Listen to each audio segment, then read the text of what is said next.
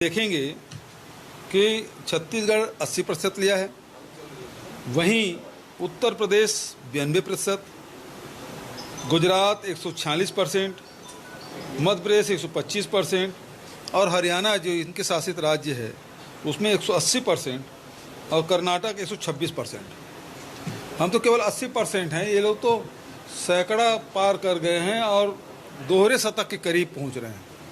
तो पहले यदि लोन लेने की बात है तो अपने राज्यों के बारे में भी उनको देख लेना चाहिए। दूसरा, जीडीपी और जीएसडीपी के बारे में लगातार बात हो रही है। तो छत्तीसगढ़ में केंद्र सरकार की यदि तुलना करें तो 19-20 में 20-21 में जब कोरोना पीक में था तो भारत के जो जीडीपी है वो -7.7 था और उस समय छत्तीसगढ़ ने 1.7 में रोकने में सफलता पाई। और इस साल जो बीता वर्ष है उसमें 9.2 भारत सरकार का जीडीपी रहा है, छत्तीसगढ़ का जीडीपी 11.54 रहा। लगातार हम लोग मितव्ययता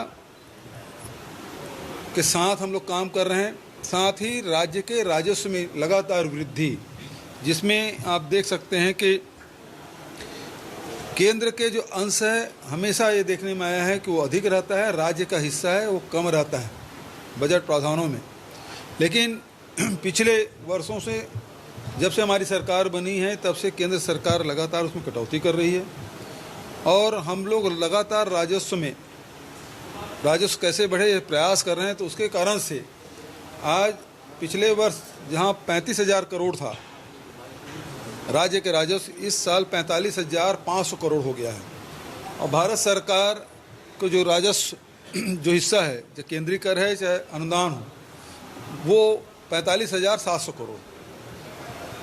तो इस प्रकार से देखें तो दोनों राज्य के और केंद्र के हिस्से बिल्कुल बराबर हो गया है, 50-50%। तो ये लगातार हमारी सरकार के द्वारा प्रयास के करने के कारण से संभव हुआ। केंद्र सरकार यदि हमको दूसरे राज्यों की तरह अनुदान और केंद्रीय कर में हिस्सा देती तो ये राशि और ज़्यादा मिलता और ज़्यादा बेहतर हम लोग काम कर पाते। ये बोधघाट परियोजना को लेकर सबके पक्ष प्रश्न भी आया था। देखिए, इसको उत्तर में भी मंत्री जी का आया है।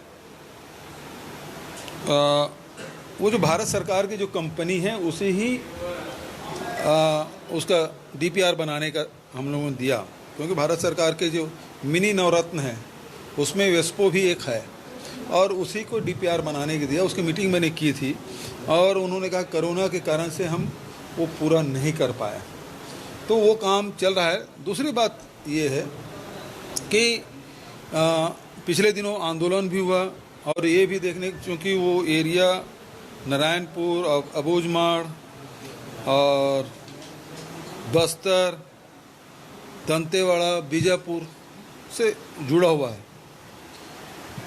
और इसलिए वहाँ के जो लोग हैं, मैं लगातार वहाँ जाके भी बात किया और जो आंदोलन हुआ उसके पीछे कौन लोग थे वो सभी जानते हैं। तो ये उन सब चीज़ों को देखते हुए हमको आगे बढ़ना है और सबकी जब सहमति बने तब उसका निर्माण करना है। हमारी सरकार हमेशा सबको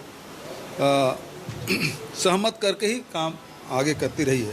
लेकिन दूसरा महत्वपूर्ण तकनीकी रूप से बात यह है कि यदि हम उसमें बनाने की अनुमति नहीं देंगे तो आज महानदी में कोई प्रोजेक्ट यदि हम बनाते हैं तो वहाँ अड़ंगा उड़ीसा के द्वारा लगाया जाता है और लगातार वो न्यायालय में भी और प्राधिकरण में भी अटका हुआ है।